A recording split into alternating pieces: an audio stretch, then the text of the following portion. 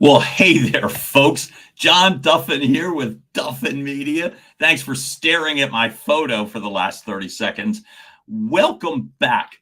We've got another tight program in terms of killer communications. We're here to optimize your communications today by leveraging your voice. What do I get to do today? I get to deliver 3 of my favorite top tips. When we do that, what I also get to do is the chance to be able to share experience, hear from you. You are hearing me today. Tommy Kenyon, yes, sir. You are hearing me today on Facebook. You are hearing me on YouTube. Thrilled about all of this. And the whole purpose and point, giving you 3 opportunities, 3 bite-sized tips where you could later today utilize any one of these things and improve your communications, improve your results. That's what we get to be here to do. So first off, I'm thrilled to be here. Thank you. Hey, if anyone has come back from day one, and God, I hope so, welcome. And as a reminder, I see a lot, but not every single comment. I will respond to every comment that I see on the feed. If I don't, I promise you, right after this call, we'll get to do so. So look, for me, all of this has to do with improving communications, putting us in a better place, because my whole purpose, my whole focus, Kathy Lee, you're back, and I love it, and I thank you. The whole purpose and point in optimizing one's communications is to get your intended message heard, right? We all think we're all leveraging time, energy, talent, content, and all of this has to do with making certain when you're in a situation that you're able to deliver. What do I mean by your intended message? Look, this is all about perception. People perceive, hear things. You, with your best efforts and energies, may prepare for an important conversation or important communications. You may have all your data and all your bullet points in your head, your talking points, right? Whether it's a presentation, a speech, a business meeting, an important personal conversation, any conversation where there's something that you'd like to accomplish, achieve. That's what all of this is about. And what I want to be able to do, hopefully, is this, my intention is these tips will remove some distractions. Who? From the listener. You can't control what the listener, the audience, the client, what they hear. But you can certainly take steps to make sure that what they're hearing is your intended message. So, right at it. Don't want anybody to wait. Chime in anytime you get the chance. And here's your first tip. And I'm calling it slow your roll. Look, today, the whole focal point is take a breath and slow down. Let me give you the real life example as to why this matters to me. Today, specifically today, it matters all the time.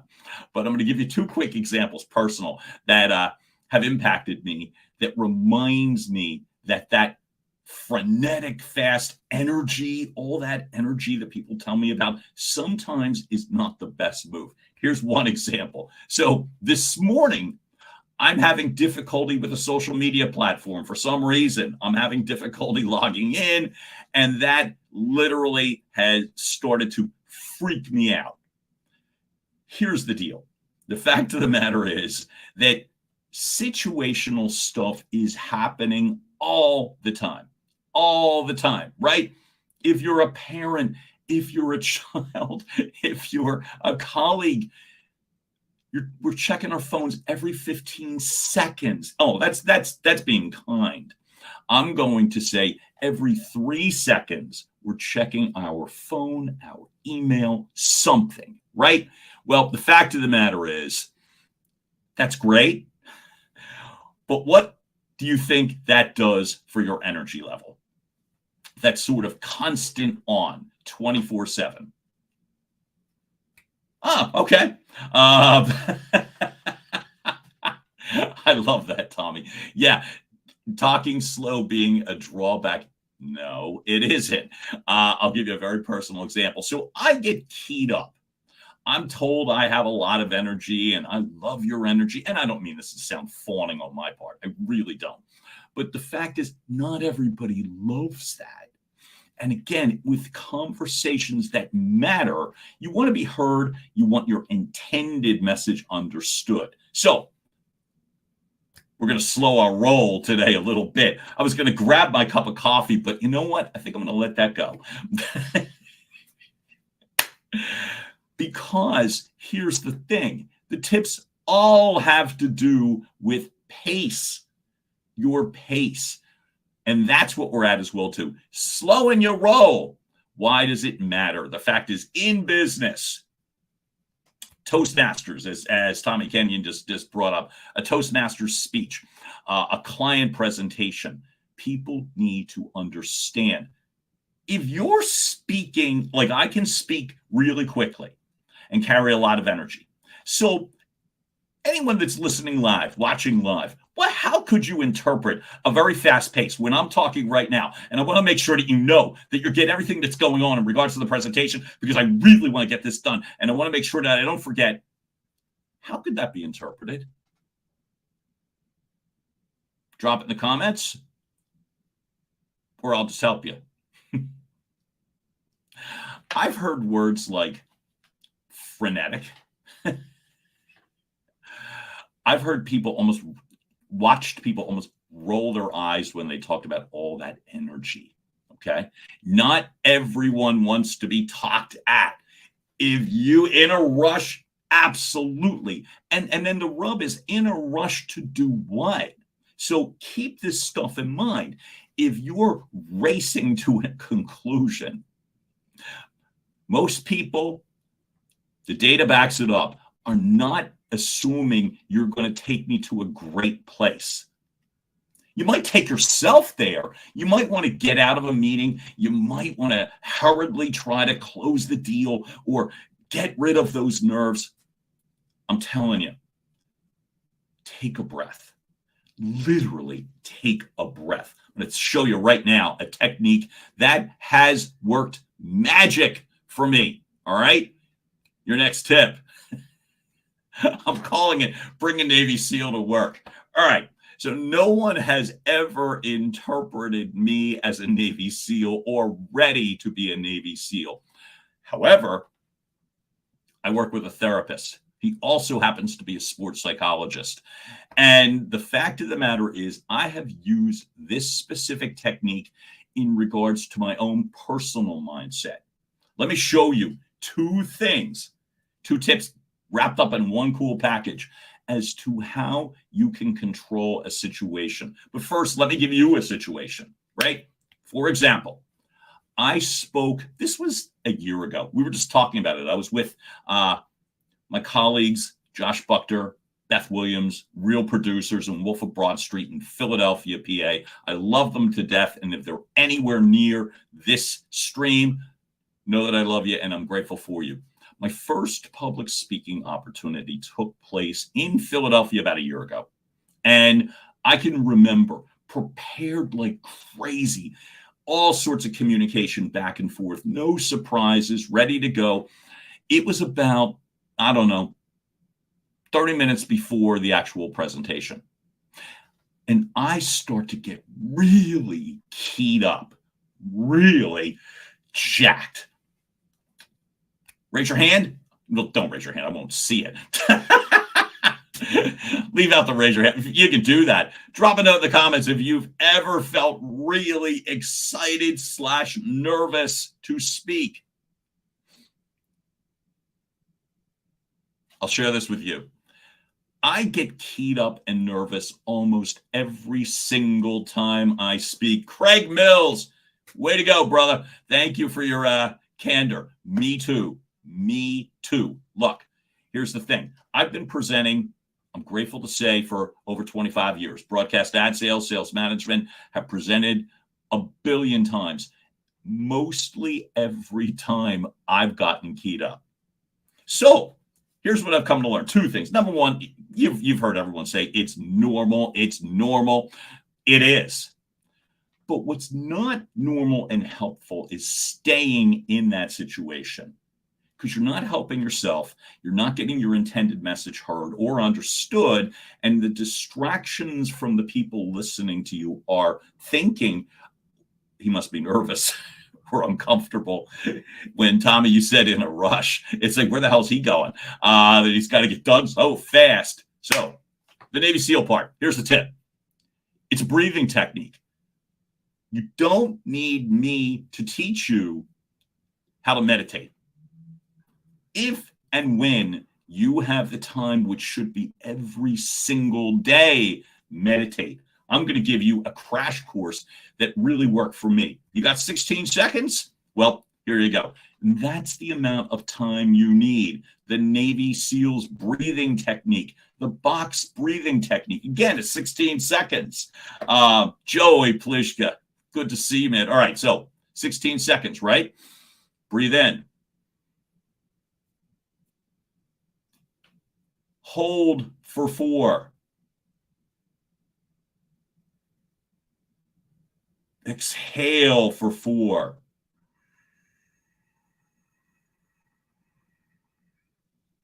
Hold again for 4. And in 16 seconds, this is the technique that Navy SEALs use to bring themselves out of panic situations. Life and death panic situations. Now, speaking is not a life or death panic situation, nor am I trying to pretend it is one. But the fact of the matter is, as you calm yourself, what you get to do is deliver the message the way you wanted to deliver it, naturally and organically. When I use the term conversational as a tone, how do you interpret that? Speak a little more conversationally. What are some of the traits or, the words that come to mind? Somebody sounds conversational. How do you think they sound? Natural, easy, confident, engaged. Those sorts of traits really compel someone to listen to you. The relaxed, exactly right, Kathy Lake, is really off-putting when you're trying to deliver a message. So, how do I know? I've done it. Let me give you 2 critiques that people gave me years ago. Both of them were compliments, by the way, but I certainly wouldn't take them as such. I remember I do voiceover work. I'm proud to say I get to do voice narration, and a voiceover coach had come in from out of town and was leading a training session. And I'm speaking. It's Saturday morning, right? And he comes up to me and he's like, "John, do you drink coffee?" And I think this was my answer. I think, right? Yes. He's like, "You might want to back off." Conversational is most of the commercials that you hear now. People don't speak as announcers, and no one wants to be spoken at. Sandra Lee, yay, yay, yay. I'm so glad you are here. So the technique, give yourself 16 seconds of peace. There's your tip, right? Deliver the breathing technique, focus. You want a bonus tip? We're going to go back to the Navy SEALs, right?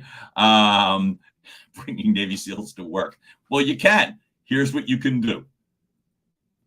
Oh, bonus tip, by the way. Do not frantically run into a presentation or a speech with no time.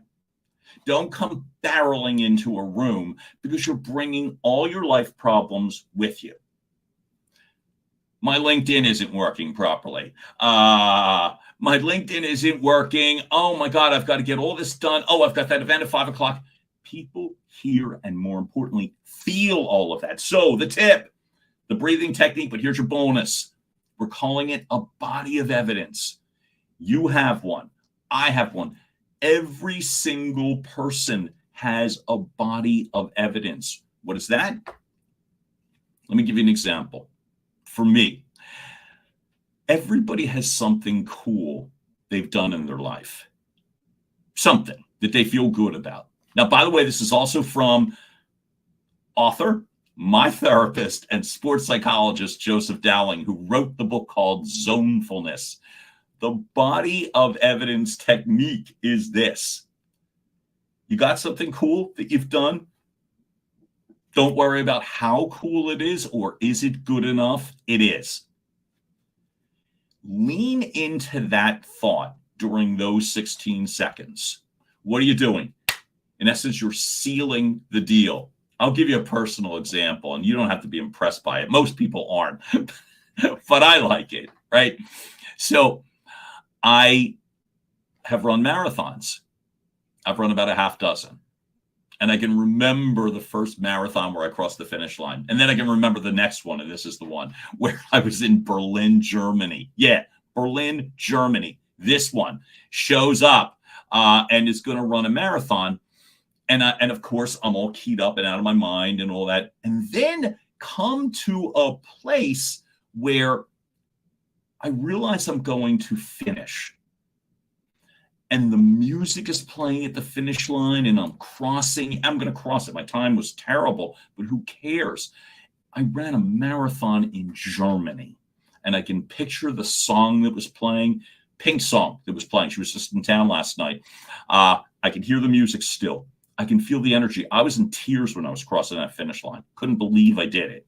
And as I said, the deal is this. We're not in a competition. My story doesn't have to be your story. You don't have to find the best one. Find any one. Think of that during those 16 seconds. So again, number one tip, the Navy SEALs body of evidence breathing technique. It's 16 seconds. Allow yourself the freedom to have 16 seconds. Lock in the effectiveness with the body of evidence thought. What is it that you've done?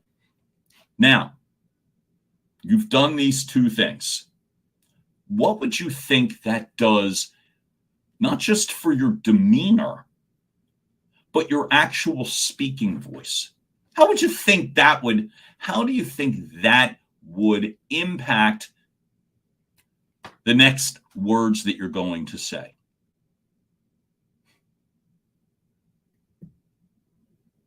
Well, I'll tell you how they worked out for me. So remember that public speech that I did? I said a little more than a year ago. I was speaking to a bunch of high-powered realtors.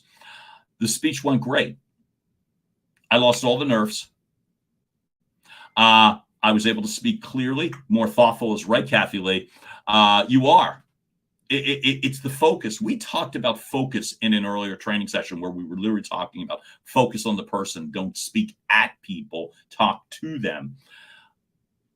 Your focus, your purpose all becomes clearer, and the physiology absolutely works in your favor. The pace naturally slows down.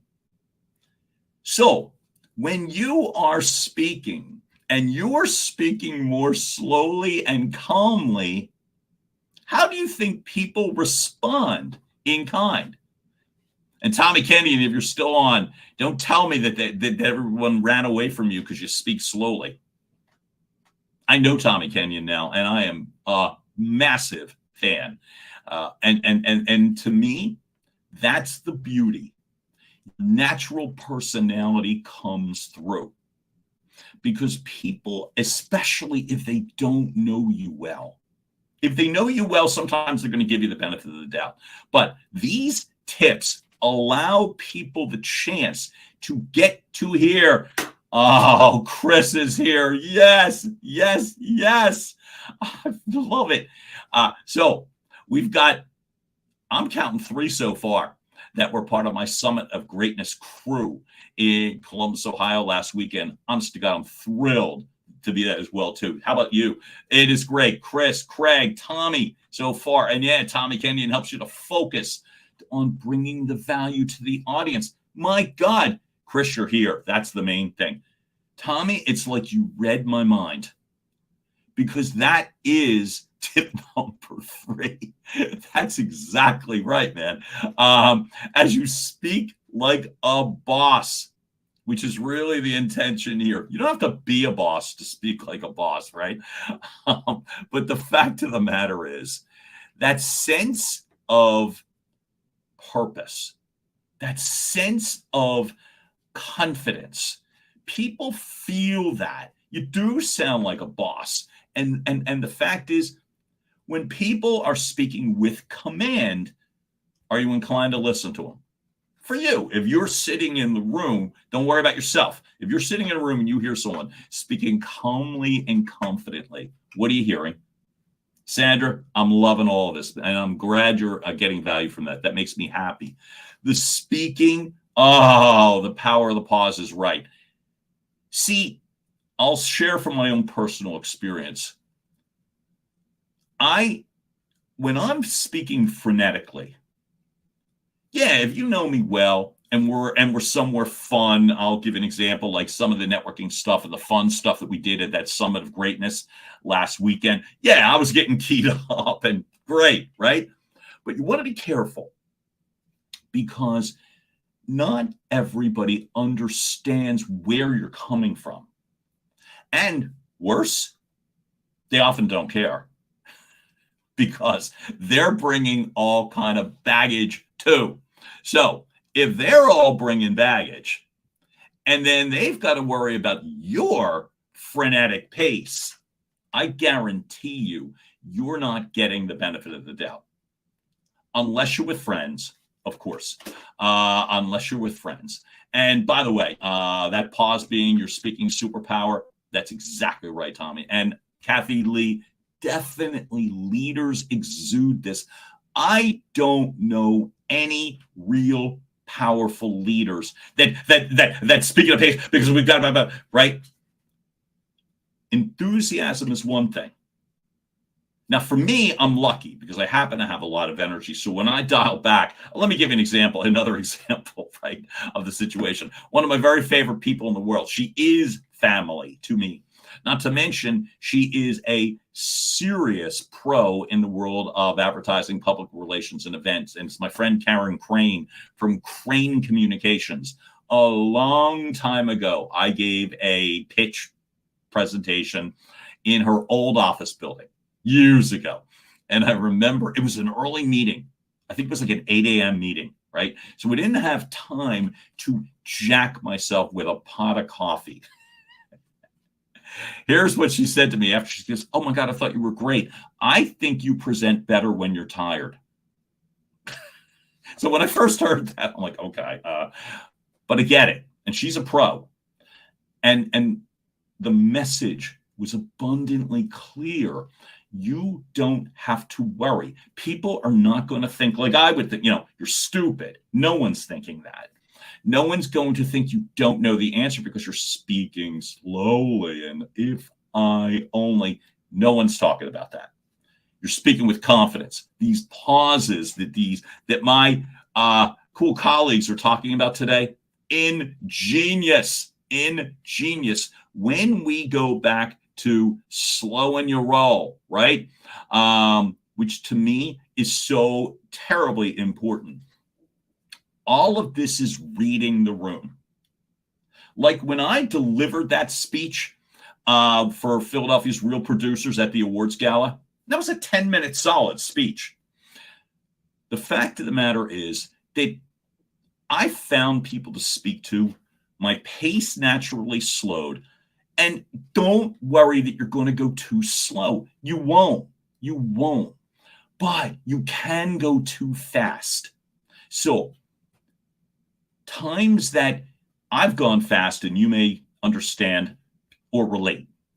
If I don't know something, I tend to go more quickly. Here's a case in point. We were talking in an earlier training session where that the company that I used to be with, Univision Communications, loved every bit of it.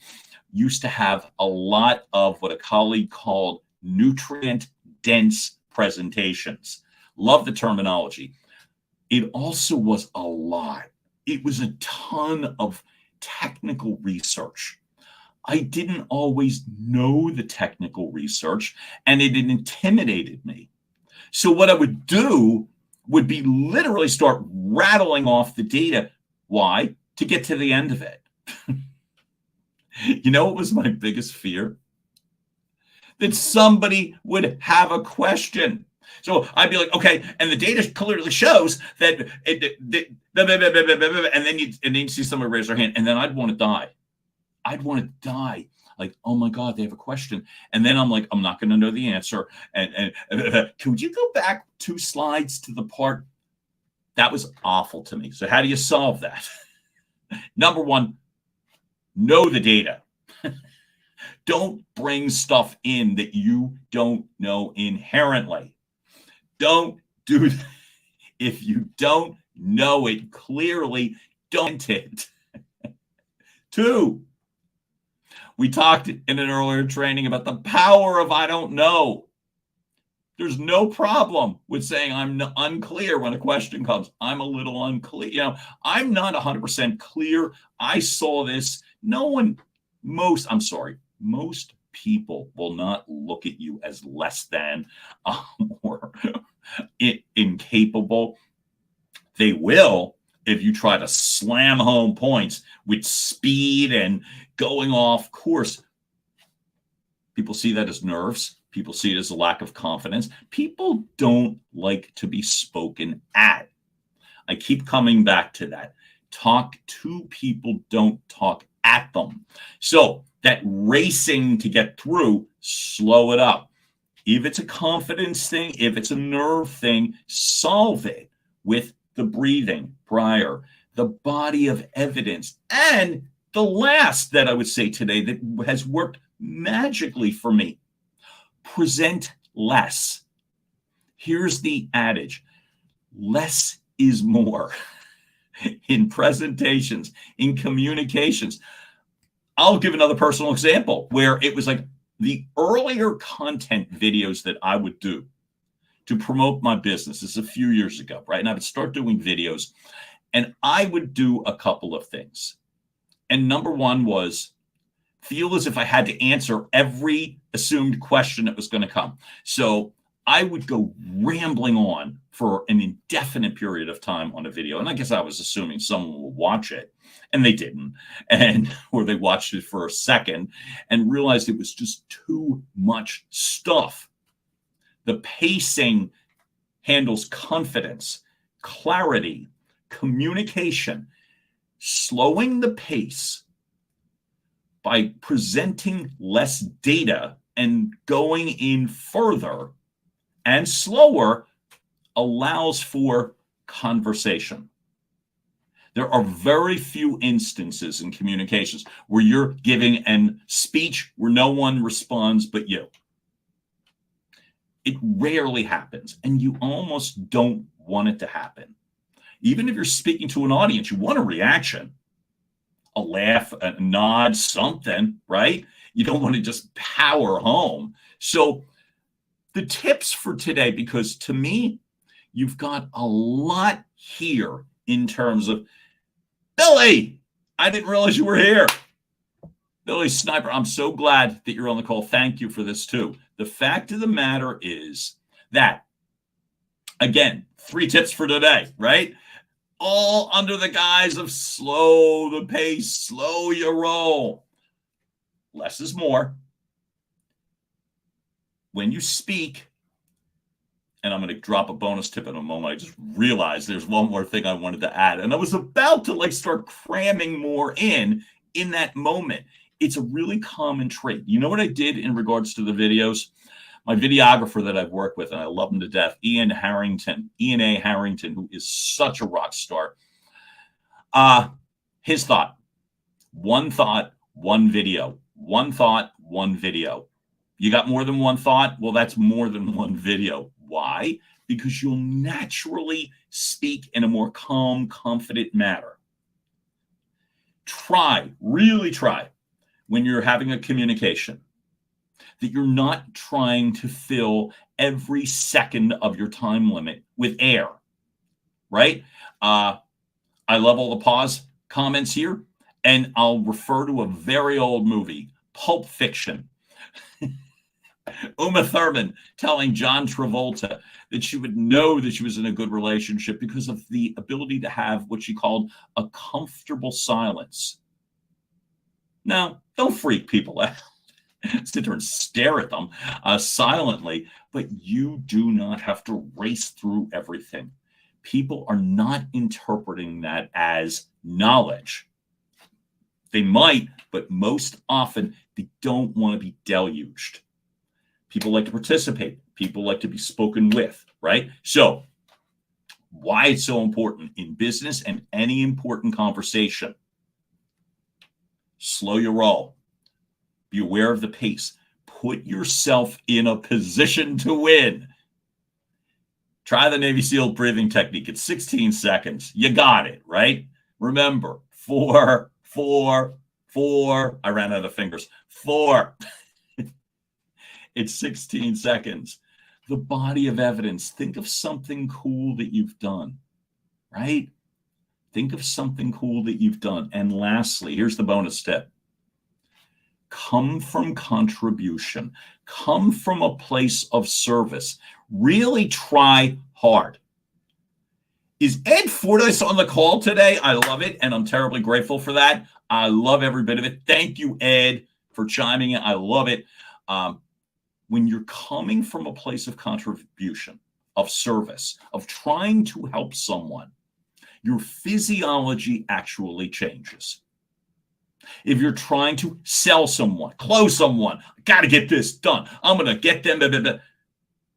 Things move, and not always in the way that you want. But the simple, like, I don't preach content, but obviously you have to say something. I don't preach content as a reminder because you got the content. You don't need me to tell you what to say. It's all there. But if you're coming from, like, just try the words. How can I help? Oh, I thought of this and I thought of you because I realized you wanted, it naturally slows you down, but it also puts a warmth in your voice. And to me, how can I support you, Tommy? Exactly.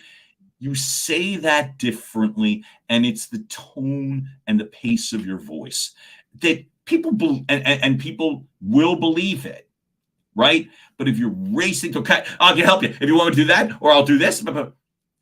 If you've ever heard sales presentations that roll like that, and I've actually delivered a couple early in my career, you don't want them. You don't want their help. So again, the breathing technique, the Navy SEAL breathing technique, the body of evidence, come from contribution. And folks, slow your roll. You will convey such powerful messages that people will want to hear you again, which is really the whole point. So when I talk about optimizing your communications, it's to get the results you want, to increase your sales, to improve your relationships, to deliver from a place of true authenticity, which then brings the confidence, which brings the clarity that we talked about before.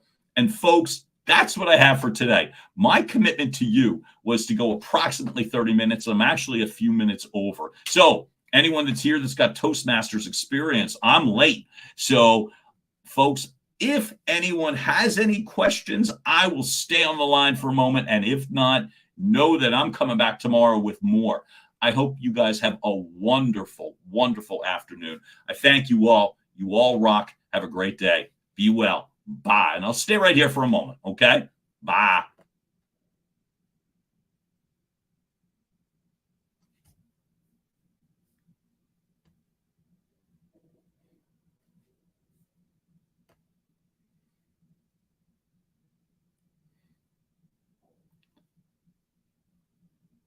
Folks, I'm really grateful to everybody that participated. Have a wonderful afternoon. I'll talk to you tomorrow. Bye-bye.